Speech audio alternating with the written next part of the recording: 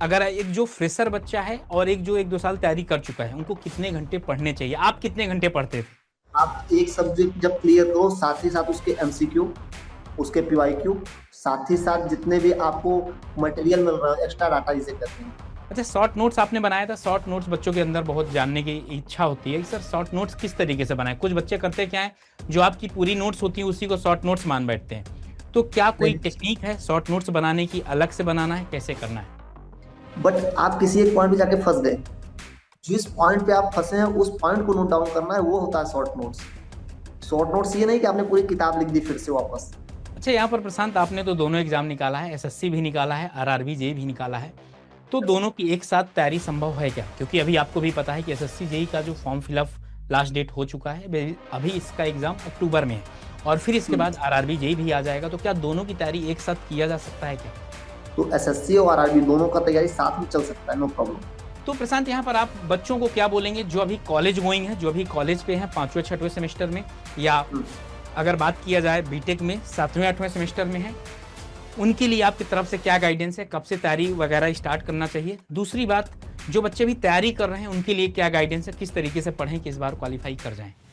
तो जो लड़के अभी कॉलेज में हैं, जिनका अभी कॉलेज कंप्लीट नहीं हुआ है, सबसे पहले वो नॉन टेक छोड़ करके पहले टेक्निकल कवर कर ले अपना। हेलो दोस्तों, नमस्कार। स्वागत है आप सभी का इंजीनियर अड्डा के इस पॉडकास्ट में। ये पॉडकास्ट आप सभी बच्चों के लिए बहुत खास होने वाला है, क्योंकि आज हमारे साथ हैं प्रशांत दुबे, जिन्होंने लगातार 2 एग्जाम दिए और दोनों फर्स्ट फर्स्ट अटेम्प्ट में क्या किया, क्वालिफाई किया। पहले बात किया जाए 2022 में इन्होंने एसएससी जेई क्वालिफाई किया, जिसमें CWPRS इनको मिला, और दोबारा इन्होंने आरआरबी जेई 2024 वाला एग्जाम दिया और वो भी फाइनली क्वालिफाई हो गया। तो आज हम जानने वाले हैं इनसे कि किस तरीके से इन्होंने पढ़ाई किया, क्या स्ट्रेटजी रही, कितने घंटे पढ़ने चाहिए सिलेक्शन के लिए, टाइम टेबल क्या है, इंपॉर्टेंट सब्जेक्ट क्या है, कि जर्नी किस तरीके से रही, और इस जर्नी के दौरान कौन कौन से हर्डल्स आए हैं, सारे पॉइंट्स पर बात करने वाले हैं। तो first of all congratulations Prashant. Thank you sir. कैसा गुड फील इवनिंग करते हो भाई अब? सर, बढ़िया है, अच्छा लग रहा है अभी। और अच्छा लग रहा है। अभी जनरली जॉब में थे, बट ये ज्यादा हम्म। अच्छा है कि करके पास हो गया। अच्छा, तो किस तरीके से आपने मैनेज किया कि आपके पास तो पहले से एसएससी जेई की जॉब थी, किस तरीके से अपने आप को मोटिवेट रखा कि भाई आरआरबी भी निकल जाए? क्या एक से चैन नहीं मिला था क्या आपको? नहीं सर, वो डिस्टेंस वाइज है कि घर से डिस्टेंस ज्यादा हो जाता है। हम्म। तो जिस रिस्क में उस डिस्टेंस को कम करने के चक्कर में फिर पढ़ना और ज्यादा हो गया। हम्म। वो जब एसएससी निकला था उस टाइम कम पढ़ाई होती थी, बट यहाँ जब आए तो उसके बाद लगा कि बहुत पढ़ना पड़ेगा घर जाने के लिए। तो फिर उस टाइम में फिर सिलसिला बढ़ा पड़ा, तो उसका अच्छा, जॉब टाइम पर। जॉब करने के बाद कितने घंटे मिलता था पढ़ने के लिए? सर जॉब के बाद 3 घंटे 4 घंटे मॉक मॉक मोस्टली मॉक ही मारते थे हम लोग, मॉक करते थे मैक्सिमम। हम्म। हम्म। जितने भी थे मॉक करना होता था। तो मॉक भी आप पे ही मॉक ओरिएंटेड ही प्रिपरेशन हो पाती है। और अब मोस्टली उतना टाइम नहीं बचता कि आप कोर्स को फिर से एक बार रिकवर करो। बिल्कुल। तो एक मॉक ही एक ऐसा है जो आपको सारा एक साथ ही एक प्लेटफॉर्म पे लाके दे देता है। लेकिन प्रशांत, यहाँ पर मैं आपको रोकूंगा और एक बात जरूर आपसे बोलूंगा कि आपने पहले कॉन्सेप्ट बहुत अच्छे से क्लियर किया था, तभी एसएससी जेई निकला था। और अगर सिंपल सी बात है, अगर आप एक बार आप कॉन्सेप्ट को क्लियर कर लेते हैं ना, फिर दोबारा यस, पढ़ने की श्योर। जरूरत नहीं होती, केवल रिवीजन करने की जरूरत होती है। वही वही। एक अच्छा, बार एक बार आपको प्रशांत। रिवीजन चाहिए हाँ, होता है। एक बिल्कुल बिल्कुल। एक रिदम बन जाती है वो। हम्म। अच्छा प्रशांत, थोड़ा सा अपनी जर्नी के बारे में आप बताएंगे बच्चों को, सर आपकी जर्नी एट कैसी फर्स्ट रही? मैं डिप्लोमा जब मेरा हेवेट लखनऊ से था, बिल्कुल। 2021 पास आउट में हुआ, तो उसके बाद फिर मेरा 22 में एसएससी जेई आया। तो एसएससी के 22 वाले बैच में मेरा सिलेक्शन होता है और मैं सीडब्ल्यूपीआरएस में ज्वाइनिंग करता हूँ। फिर 2023 ज्वाइनिंग हो जाती है हम लोगों की जुलाई में, 31 जुलाई 2023 को मेरा ज्वाइनिंग होता है यहाँ पे। फिर उसके बाद प्रॉपर तरीके से तैयारी चलती रहती है। मैं एसएससी भी देता हूँ, बीच में एक एसएससी देता हूँ। उसमें मेंस में नंबर कम हो जाते हैं, 10 नंबर 12 नंबर कम पड़ते हैं, इसके कारण एक नहीं मिल पाता, क्योंकि उसके बाद एक सीपीडब्ल्यूडी ही ऑप्शन रहता है सीडब्ल्यूपीआरएस के ऊपर बिल्कुल। जो लेना होता है, बट उसमें नंबर कम थे तो फिर वहां पे सिलेक्ट नहीं हुआ। तो फिर उसके बाद आरआरबी आया, आरआरबी फिल किया। तो मेंस के कुछ ही दिन बाद आरआरबी का प्री था। हम्म। तैयारी तो थी नहीं, बट मैंने अप्लाई कर दिया था उसको, तो एग्जाम दे ही दिया। एग्जाम दिया, प्री क्वालिफाइड हुआ, फिर मेंस में लगे। फिर मेंस क्वालिफाइड हुआ, तो अभी मेरे मेंस चल रहा है, आरआरबी क्लियर हो गया, वो भी चंडीगढ़ जोन से। कहाँ से? चंडीगढ़ से। ओके। Chandigarh zone sir. हाँ, ओके। तो यहाँ पर अगर मैं बात करूं तो अगर एक जो फ्रेशर बच्चा है और एक जो 1-2 साल तैयारी कर चुका है, उनको कितने घंटे पढ़ने चाहिए? आप कितने घंटे पढ़ते थे? बच्चों को थोड़ा सा गाइड कर सकते हैं आप? तब अगर सर कोई लड़का फ्रेशर है तो हम्म। मोस्टली मैं ये तो नहीं बोल सकता कि इतने घंटे पढ़ो तो हो जाएगा, बट ये है कि आप एक सब्जेक्ट जब क्लियर करो, साथ ही साथ उसके एमसीक्यू, उसके पीवाईक्यू, साथ ही साथ जितने भी आपको मटेरियल मिल रहा है, एक्स्ट्रा डाटा जिसे कहते हैं, उसको हम्म। कहीं नोट डाउन करके रखो, क्योंकि कल को जरूरत पड़ सकती है आपको केवल फैक्चुअल डाटा की। करंट टाइम में आप एसएससी भी उठा के देखेंगे तो हम्म। एसएससी हो, आरआरबी हो, हर एग्जाम फैक्चुअल डाटा में ज्यादा क्वेश्चन पूछ रही है। बिल्कुल। तो अगर आपके पास फैक्चुअल डाटा है तो प्रॉपर आप फैक्चुअल डाटा को एक जगह स्टोर करके रखो, नोट डाउन करके रखो, जिससे आपको एक साथ ही खोजना नहीं पड़ेगा हर चीज को अलग अलग, एक ही जगह आपको सब मिल जाएगा। ये फ्रेशर के लिए है।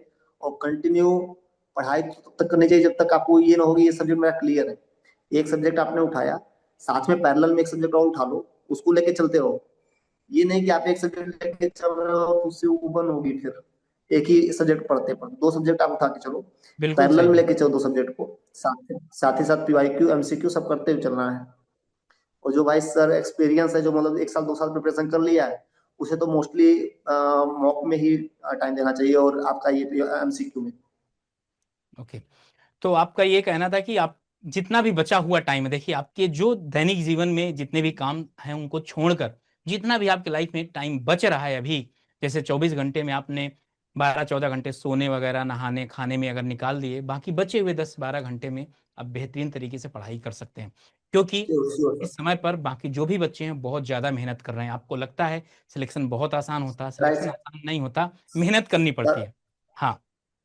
सर अगर आप 1 घंटा डाउन पढ़ाई करते हैं तो आपसे कम से कम 1000 लड़के जो हैं वो 1 घंटा एक्स्ट्रा मेहनत कर रहे हैं आपसे। बिल्कुल सही बात है। मिनिमम 1000 लड़के, मैं कह रहा हूँ मिनिमम है। आपके मिनिमम बहुत एरिया कम के एक आपने हजार बोला। लड़के आपसे मिनिमम 1000 लड़के आपके एरिया के आपसे आगे पढ़ रहे हैं सर। हाँ, ये बात आपने सही बोला है। मैं पूरी कम्युनिटी नहीं बात कर रहा हूँ, केवल आपके एरिया में जितने लड़के हैं वो आपसे 1000 लड़के आपसे एक्स्ट्रा पढ़ रहे हैं। अच्छा यार प्रशांत, एक चीज बच्चों का ये भी होता है कि सर बहुत बार भूल पढ़ते हैं भूल जाते हैं, पढ़ते हैं भूल जाते हैं। क्या कोई आपके पास ऐसी दवा है कि पढ़ने बाद भूले नहीं? सर ऐसा कुछ नहीं होता है, पढ़ाई अगर कर रहे हैं तो वो जाहिर सी बात है, स्टोरेज है वो कुछ तो खाली होगा ही, वो कुछ तो करप्ट होगा ही, तो हम्म। उसको लेके चलना है। उसके लिए आपको क्या करना है, परमानेंट रिवीजन, रिवीजन है। और आप अगर चाहते हो सब्जेक्ट टू सब्जेक्ट स्विच करना है, जैसे आपके आपने अभी मशीन पढ़ा है, आपने बेसिक पढ़ा है, आपने सारे इलेक्ट्रिकल सब्जेक्ट खत्म कर लिए, अब आप चाहते हो कि एक साथ ही हमको देखना है सारे क्वेश्चन जंप कर पा रहे हैं, तो आप उसका पीवाईक्यू लगाओ, आप मॉक टेस्ट लगाओ, आप क्वेश्चंस लगाओ, तो उससे क्या होगा ये मालूम चलेगा मैं इससे शिफ्ट कर पा रहा हूँ नहीं दूसरे में दिमाग में। तो ये ज्यादा उसमें इफेक्ट होता है सर। और कोई ओके। इसका सर ऐसे कोई आइडिया तरीका नहीं है कि आपके हमेशा याद ही रहे, उसके नहीं, लिए तो लेकिन प्रॉपर आपको रिवीजन रिवीजन इसका एक ही है। चाहिए। हाँ बिल्कुल। रिवीजन अगर आप पर्टिकुलर डेली कर रहे हैं ना, पढ़ने के साथ साथ रिवीजन भी अगर आप कर रहे हैं, तो चीजें कहीं ना कहीं आपके सबकॉन्शियस माइंड में डालती है सर, बैठती जाती हैं और वो एग्जाम में इफेक्ट। निकलेगी अचानक से। वो सर अच्छा फर्स्ट आप, हिंट ही वही होता है। हाँ बिल्कुल। अच्छा, आपका टाइम टेबल क्या था? अभी नहीं, अभी तो जॉब कर रहे हैं, इसके पहले जब आप तैयारी करते थे, फ्रेशर थे, और बड़ी बात थी कि हाँ आपने डिप्लोमा करने के बाद यहाँ तक पहुंचे हैं जहां तक बच्चे सोच नहीं पाते। ठीक है ना, कि लगातार बैक टू बैक एग्जाम निकालना। आपका कितने घंटे पढ़ाई करते थे ये तो बता चुके हैं, टाइम टेबल क्या था? क्योंकि कुछ बच्चों को होता है सर रात में पढ़ने से सिलेक्शन होगा कि दिन में पढ़ने से सिलेक्शन होगा, भांति भांति प्रकार के सवाल आते रहते हैं। आपके हिसाब से कब पढ़ना चाहिए और क्या टाइम टेबल होना चाहिए? तो मोस्टली मेरा, जब मैं प्रिपरेशन फेज में था तो मेरा टाइमिंग रात का ही था। मैं ओके। 10 बजे बैठता था लाइब्रेरी में, और सुबह 6 बजे तक लाइब्रेरी में रहता था। फिर उसके बाद सुबह 6 बजे सोया, 12-1 बजे तक उठा, फिर खाना वाना हुआ, घूमना टहलना हुआ दोस्तों के साथ, फिर उसके बाद अपना फिर से कुछ रिवीजन रूम पे किए या मॉक दिए रूम पे, और उसके बाद फिर अपना जो टाइमिंग है फिर लाइब्रेरी का, फिर लाइब्रेरी चले गए। रूटीन यही होती हम्म। थी सर। तो रात के टाइम में क्या होता है, आपके पास डिस्टर्बेंस नहीं होता है, ना किसी का मैसेज आता है, ना किसी का कॉल आता है, ना ये आप बात ज्यादा सही है। रील्स फीड करोगे। आप फिर हम्म। रात में बैठोगे तो लगेगा यार इसीलिए जग रहे हैं पढ़ने के लिए, पढ़ ही लेते हैं।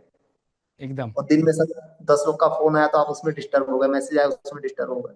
ये चीज होती है रात को, मुझे मुझे बेटर लगता है रात को पढ़ना, बाकी सब अपनी अथॉरिटी के हाथ में है, कैसा क्या पढ़ना। बिल्कुल। तो यहाँ पर अगर आपसे पूछूं, आपने कब सोचा था कि आपको गवर्नमेंट जॉब पे जाना है? कब आपको ये बात पता चली थी कि मुझे गवर्नमेंट जॉब में जाना है? और क्या सर कभी आपने ऐसा सोचा था कि बैक टू बैक आप जितने भी एग्जाम दे रहे हैं निकल जाएगा? अगला क्वेश्चन मेरा यह है, क्या आपका ये फुल स्टॉप है आरआरबी के बाद, कि आगे भी कुछ सोच कर रखे हैं आप? नहीं नहीं सर, अभी सर मेरा क्या है कि मैं 2018 में जब डिप्लोमा ज्वाइन किया हेवेट में लखनऊ हम्म। में, तो उसके हम्म। बाद मेरा 20 तक तो यही चल रहा था कि मुझे पीएसयू में प्राइवेट सेक्टर में जाना है। हम्म। गवर्नमेंट सेक्टर में सोचा ही नहीं था, हम्म। क्योंकि उस टाइम एल&टी, कमिंस, किर्लोस्कर, ये सब ऐसी कंपनियां थी जो सुनते थे कि अच्छा लगता था, कि और फैमिली हाँ। में भी सब इंजीनियरिंग बैकग्राउंड के, उनका भी अच्छा। यही हिराची में, हिरटी में, इसी सब में थे। तो फिर प्राइवेट सेक्टर में ही था, बट ये होता है कि हिवेट में वो जब कैंपस प्लेसमेंट होता है, तो उसके लिए वो डीप नॉलेज लेना चाहते हैं वहाँ वाले, किर्लोस्कर वाले, या फिर ये तो उसके लिए फिर डीप से पढ़ना शुरू हुआ टेक्निकल। फिर धीरे धीरे इंटरेस्ट जाएगा कि यार जब इतना पढ़ ही रहे हैं तो एक बार गवर्नमेंट भी ट्राई करते हैं। फिर वहां से निकले, हिताची में जॉब भी करने गए, 7 दिन जॉब किया, फिर 8वें दिन रिजाइन करके चले आए थे। फिर उसके बाद आपका गवर्नमेंट में फॉर्म फिल किया, हुआ सिलेक्शन हो गया था। ओके। तो यहाँ पर एक चीज ये बताइए, टेस्ट सीरीज कितना इंपॉर्टेंट रोल प्ले करता है सिलेक्शन के लिए? सर मैं तो यही कहूंगा कि मैं लिटरली बहुत कम होता है कि एटा 24/7 का कोई अगर मॉक चल लगातार एक मैराथन चलता है, वो मैराथन हम्म। देख लिया अगर कुछ है तो। और या फिर मॉक का जैसे कभी कभी पीआईक्यू सॉल्व होता है एटा 24/7 पे, हम्म। हम्म। वो देख लिया। और मॉक से ही मोस्टली तैयारी चलती है सर। अगर आपका एक बार सिलेबस कंप्लीट है, आपके कॉन्सेप्ट एकदम क्लियर है, तो आपको दोबारा पढ़ने की जरूरत ही नहीं है उतना। आप केवल मॉक कीजिए, मॉक ही आपका सब कुछ गेन करा देगा। ओके। तो ऐसे मैराथन्स लीजिए जिसमें एक ही साथ सारे सब्जेक्ट को कवर कर दे रहे हो, एक सब्जेक्ट पूरा कवर हो जा रहा हो 3 घंटे 4 घंटे में, ये हाँ, प्लस ये पॉइंट आपने पड़ती एकदम है। सही बताया। हाँ। अच्छा, शॉर्ट नोट्स आपने बनाया था। शॉर्ट नोट्स बच्चों के अंदर बहुत जानने की इच्छा होती है कि सर शॉर्ट नोट्स किस तरीके से बनाए। कुछ बच्चे करते क्या है, जो आपकी पूरी नोट्स होती है उसी को शॉर्ट नोट्स मान बैठते हैं। तो क्या कोई नहीं टेक्निक है शॉर्ट नोट्स बनाने की, अलग से बनाना है, कैसे करना है? सर, जैसे आपने, मैं एक एग्जांपल देकर समझा रहा हूँ सर हम्म। आपको। हम्म। हम्म। जैसे आपने आर्मेचर रिएक्शन मशीन में पढ़ रहे हैं, आपने हम्म। आर्मेचर रिएक्शन उठाया। हम्म। अब आर्मेचर रिएक्शन आप अगर रफली अपने पेपर पे, एक पेपर पे, नॉर्मल पेपर पे कुछ भी लिखिए, आर्मेचर रिएक्शन ये होता है, इस पे ये होता है, डीमैग्नेटाइजिंग पे ये, क्रॉस मैग्नेटाइजिंग पे ये, लीडिंग पे लैगिंग, जैसे होता है लिखना, आपने लिखा। बट आप किसी एक पॉइंट पे जाके फंस गए, जिस पॉइंट पे आप फंसे हैं उस पॉइंट को नोट डाउन करना है, वो होता है शॉर्ट नोट्स। शॉर्ट नोट्स ये नहीं कि आपने पूरी किताब लिख दी फिर से वापस, आप जहां पे फंस रहे हैं आपको उसको नोट करना है। आप जहां पे फंस रहे हो आपको उसको नोट डाउन करके लिखना है, ताकि जब आप वो उस चीज आपको चूंकि याद था तब आपने उस चीज को लिखा है कहीं भी, जहां आप फंसे हैं उस चीज को आप कहीं नोट डाउन करो प्रॉपर तरीके से। और जितने शॉर्ट में आप लिख सको उस चीज को, उतने शॉर्ट में लिखो। बहुत ज्यादा उसको ये नहीं कि आपने 50 पन्ने की मशीन है तो उसको 40 पन्ने का शॉर्ट नोट्स बना लिया। 50 पन्ने का तो एक पन्ना सफिशियंट है सर उसके लिए, एकदम। जितना शॉर्ट में कर सको आप। अच्छा, यहाँ पर प्रशांत, आपने तो दोनों एग्जाम निकाला है, एसएससी भी निकाला है, आरआरबी जेई भी निकाला है। तो दोनों की एक साथ तैयारी संभव है क्या? क्योंकि अभी आपको भी पता है कि एसएससी जेई का जो फॉर्म फिलअप लास्ट डेट हो चुका है, अभी इसका एग्जाम अक्टूबर में है, और फिर इसके बाद आरआरबी जेई भी आ जाएगा। तो क्या दोनों की तैयारी एक साथ किया जा सकता है क्या? सर एसएससी में क्या है, 50 क्वेश्चन आप नॉन टेक देते हो, और 50 क्वेश्चन आप देते हो ये जी रीजनिंग, यस। और 100 क्वेश्चन टेक्निकल। हाँ। तो हम सबसे पहले आरआरबी प्री की बात करते हैं। प्री हम्म। में आपको इन्वायरमेंट भी आ रहा है, प्री में आपके रीजनिंग। जीएस भी आ रहा है, हम्म। करंट अफेयर्स भी आ रहे हैं। तो हम्म। आप ये सारे 50 क्वेश्चन तो एसएससी में दे ही रहे हो। हाँ, बिल्कुल बिल्कुल। आपका फंसता है केवल रीजनिंग, रीजनिंग आप 50 यहाँ भी दे रहे हो, हाँ हाँ। रीजनिंग आपको पढ़ना ही है। बस मैथ अब फंसती है। एक्स्ट्रा मैथ है, तो उस हाँ, मैथ को अगर लड़का जो मैथ स्ट्रीम से है, उसके लिए मैथ उतना हार्ड तो नहीं होना चाहिए मेरे हिसाब से। बिल्कुल सही बात है। जो इंजीनियर है उसके लिए मैथ तो आसानी होती है। आसान होना चाहिए मैथ। हम्म। और इतना ब्रॉड भी इसका सिलेबस नहीं है आरआरबी का मैथ का, कि आपसे सीजीएल लेवल का मैथ पूछ रहा है। उसका नॉर्मल लेवल रहता है, बहुत हार्ड नहीं रहता है। आप ट्रिक्स नहीं पढ़े हो फिर भी आप कॉन्सेप्चुअल थ्रू पे जाके लगा सकते हो, बहुत हम्म। हार्ड नहीं होता था। तो एसएससी और आरआरबी दोनों का तैयारी साथ में चल सकता है, नो प्रॉब्लम। ओके। तो एक्स्ट्रा आपने बता दिया क्या क्या पढ़ना है। तो अभी जैसे कि एसएससी जेई आपका अक्टूबर में पेपर है, क्या अभी आपके पास 2 से ढाई महीना बचे हुए हैं? अगर 2 ही महीना मान लेता हूँ, 2 महीने बचे हुए हैं, तो सर 2 से 3 महीने, 2 से ढाई महीने जो बचे हुए हैं, क्या अभी एग्जाम क्वालिफाई किया जा सकता है? Sure, for sure. अभी 2.5 से 3 महीने आराम से पूरे पूरे, तो बहुत क्या अभी बहुत क्वालिफाई किया जा बहुत। सकता है 90 दिन में? सर एक लड़का जिसने कुछ भी नहीं पढ़ा है, हम्म। उसके लिए तो मैं मुश्किल कहूंगा। हाँ बिल्कुल। ये कोई ऐसा नहीं है कि आ, वो कर लेगा। बहुत 3 महीने में सर एसएससी निकालना बहुत इजी नहीं है। एसएससी का हम्म। आप प्री निकाल लोगे, मेंस में फंस जाओगे। कटाप देख रहे हैं सर, 425, 420 कटाप जा रही है यूआर की। ये 500 में। मजाक में नहीं। हम्म। 500। मैं तो ये हम्म। नहीं कहूंगा सर कि आप 3 महीने में एसएससी निकाल दोगे, 2 महीने में एसएससी निकाल दोगे। बट ये है कि आप उस स्टैंड पे जा सकते हो। अगर आपने पहले से कुछ पढ़ाई किया हुआ है, आपकी टेक्निकल कंप्लीट है, 80% कंप्लीट है, 70% कंप्लीट है, तो आप इस 3 महीने में कवर अप करके वहां तक तो पहुंच सकते हो कि आप कम से कम प्री और मेंस में स्टैंड करने लायक बन जाओ, कंपटीशन में आ जाओ। एकदम। प्रशांत, लेकिन मैं बता दूं, ऐसा नहीं होता। जो बच्चे कॉलेज से आते हैं, थोड़ा बहुत पढ़कर आते हैं, हाँ और हाँ। अगर वो अभी से भी, ये जो और बच्चों के मैंने पॉडकास्ट किए वहां से पता, उन्होंने बताया कि सर, अब जैसे मैं भी आपको एक एग्जांपल बताता हूँ। एक स्टूडेंट था, उसके प्री में टेक्निकल में 56 क्वेश्चन केवल सही थे। 100 में, टेक्निकल की बात कर रहा हूं, मेंस में उसने 2 महीने में इतना पढ़ा है, 100 में 97 क्वेश्चन सही हैं। नहीं सर, तो मैं आपसे बता रहा हूँ सर, जिसने स्टार्ट किया, हाँ जिसने टेक्निकल स्टार्ट किया सर, 57 मार्क्स भी टेक्निकल में कम नहीं है। हाँ हाँ। अगर लेकिन कोई यहां पर 57 बिल्कुल मार्क्स भी किया जा सकता है। हाँ नहीं, बिल्कुल यहां पर बिल्कुल, अगर मैं बता दूं, अगर आप अभी से भी 10 से 12 घंटे, हाँ थोड़ा सा मेहनत ज्यादा करनी पड़ेगी, हाँ 12-14 घंटे अगर आप मेंटेन कर पा रहे हैं ना, तो एकदम, अगर आपके पास वो कैलिबर है तो आप बिल्कुल क्वालिफाई कर सकते हैं। ठीक है, प्री निकलेगा, अच्छी बात है। मेंस अगले बार देंगे, या एक आपका सिलेबस तो कवर हो जाएगा। अब ऐसा देखिए तो नहीं कि भाई नहीं क्वालिफाई होगा तो हम बैठे रहें, ये तो फिर टाइम भाई, वेस्ट हो स्टैंड गया। कर जाएंगे, स्टैंड आपको स्टैंड कर सकते हैं। हाँ बिल्कुल, आप जितने पोटेंशियल से पढ़ सकते हैं 100% अपना दीजिए। देखते हैं जो भी होगा, किसी कोई देखा नहीं कि क्या होगा आगे। ठीक है ना? यस, एकदम सही है ना प्रशांत? श्योर सर, एकदम राइट। हाँ। तो प्रशांत, यहाँ पर आप बच्चों को क्या बोलेंगे जो अभी कॉलेज गोइंग है, जो अभी कॉलेज पे हैं 5वें 6वें सेमेस्टर में, या अगर बात किया जाए बीटेक में 7वें 8वें सेमेस्टर में है, उनके लिए आपकी तरफ से क्या गाइडेंस है? कब से तैयारी वगैरह स्टार्ट करना चाहिए? दूसरी बात, जो बच्चे भी तैयारी कर रहे हैं उनके लिए क्या गाइडेंस है? किस तरीके से पढ़ें कि इस बार क्वालिफाई कर जाएं? तो जो लड़के अभी कॉलेज में हैं, जिनका अभी कॉलेज कंप्लीट नहीं हुआ है, सबसे पहले वो नॉन टेक छोड़ करके पहले टेक्निकल कवर कर ले अपना। क्योंकि हम्म। अभी वो प्रॉपर टेक्निकल फील्ड में ही है, टेक्निकल उनकी पढ़ाई चल रही है, तो वो टेक्निकल साथ में लेके चले। जैसे उन्होंने मशीन अगर पढ़ी, तो वो मशीन को ऐसा पढ़ ले उनको दोबारा उस मशीन को पढ़ने की जरूरत न पड़े। हम्म। और साथ में 1-2 घंटे डेली नॉन टेक को भी देते रहे। वो ऐसा नहीं है कि नॉन टेक छोड़ देना है, हाँ नॉन बिल्कुल। टेक को भी 1-2 घंटे देते रहे वो, लेकिन टेक्निकल उनका मोस्टली हार्ड तैयार होना चाहिए, एकदम क्लियर होना चाहिए टेक्निकल। तो जिससे वो निकल करके, अगर मैं कहता हूँ 10% लैग भी है नॉन टेक में, तो वो 10% निकल के तैयारी कर सके, निकाल सकते हैं। लेकिन टेक्निकल अभी से ही उनको लेके चलना पड़ेगा। हाँ एकदम आपने सही बताया है। तो मैं बता दूं, जितने भी कॉलेज गोइंग बच्चे हैं ना, किसी भी सेमेस्टर में हो, फिफ्थ फोर्थ थर्ड, आप पढ़ाई वही लेवल पर स्टार्ट कर दीजिए, और वहीं से पूरे कॉन्सेप्ट वगैरह जब क्लियर होंगे ना, आप फाइनल ईयर में आएंगे, फाइनल ईयर के बाद चीज़ें आपको बहुत ही आसान लगने लगेंगी। बस आपको प्रैक्टिस करना रहेगा और आप बेहतरीन रैंक सिक्योर कर सकते हैं। आगे अगर बात किया जाए, प्रशांत भाई, इस जर्नी के दौरान आपके फैमिली का कितना इंपॉर्टेंट रोल था? किसको क्रेडिट देना चाहेंगे आप? सर फैमिली में क्रेडिट मम्मी पापा, दादा है।